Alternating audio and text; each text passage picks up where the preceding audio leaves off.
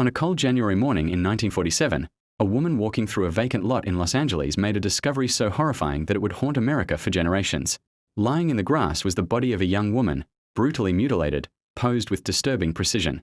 She had been cut in half at the waist, drained of blood, and carefully arranged as if displayed. Her face bore a grotesque smile carved from ear to ear. The victim was later identified as Elizabeth Short, a name the world would soon know as the Black Dahlia. Elizabeth Short was only 22 years old. She had moved to Los Angeles with dreams of fame, like countless others chasing Hollywood's bright lights. She was described as polite, soft-spoken, and hopeful. Friends remembered her striking beauty, dark hair, pale skin, and a unique style that made her stand out. The nickname Black Dahlia was given by the press, inspired by her preference for black clothing and a popular film noir of the time. But behind the glamorous image was a life marked by struggle. Elizabeth moved frequently, relied on friends for shelter, and searched for acting opportunities that never quite arrived.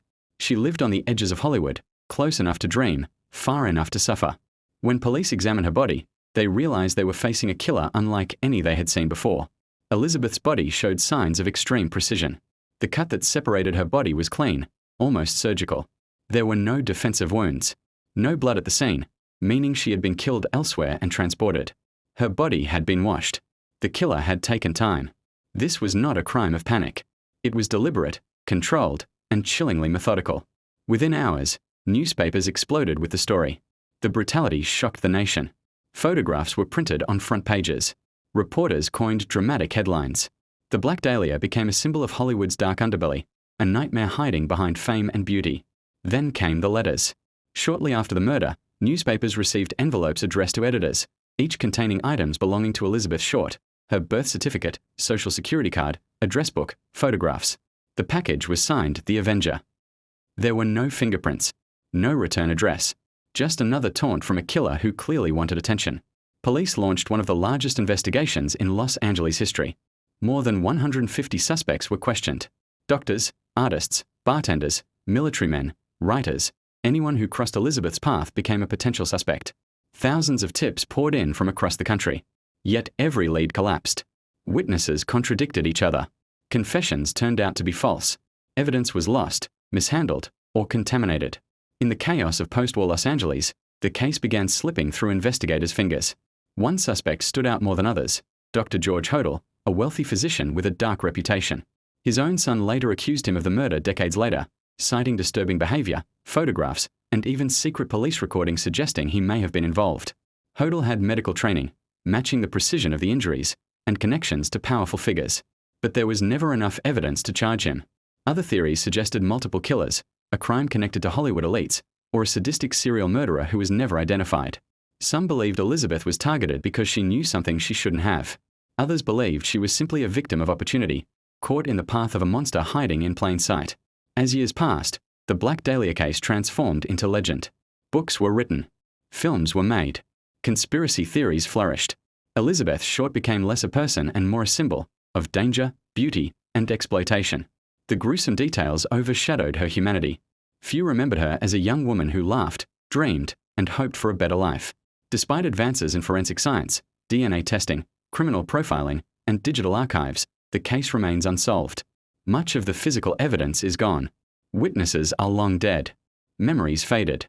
Files incomplete. Every few years, a new suspect emerges.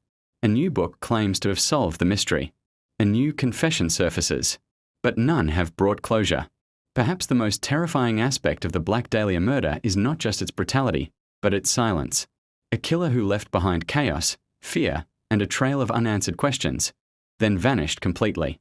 Los Angeles moved on. Hollywood continued producing dreams. But beneath the glamour, the Black Dahlia remains a dark reminder of what can happen when ambition meets cruelty. Elizabeth Short was buried in Oakland, California. Her family never received justice. No one was ever convicted for her murder.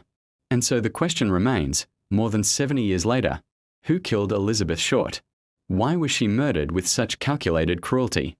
And how did one of the most infamous killers in history disappear without a trace? The Black Dahlia murder is not just an unsolved case. It is a wound in American history. A story that refuses to end. A shadow that still lingers over Hollywood. And perhaps that is why it continues to haunt us. Because somewhere in the city of dreams, the truth was buried, and the killer was never found. Hello friend, welcome to my YouTube channel. I hope all if you are doing great and having an amazing day. My name is Noor Baqi and I am really excited to start this new journey with all if you. You know, this channel is not just about videos, it is about story and ideas and inspiration. I created this channel to sharing something positive every signal week.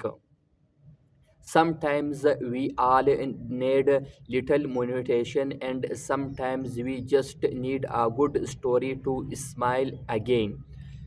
Decide exactly what this channel is all about. You find understanding stories, real life experience, and powerful lessons that again change the way you think. I be uploading new videos regularly, so if you don't want to miss any of them, make sure to subscribe to my YouTube channel and press this bell icon so you get notification when you post something new. You support means everything to me, and to great we can build a community full of partnership, learning, and good vibes. So sit back, relax, and let us begin this amazing journey together. Thank you so much for watching and welcome once again.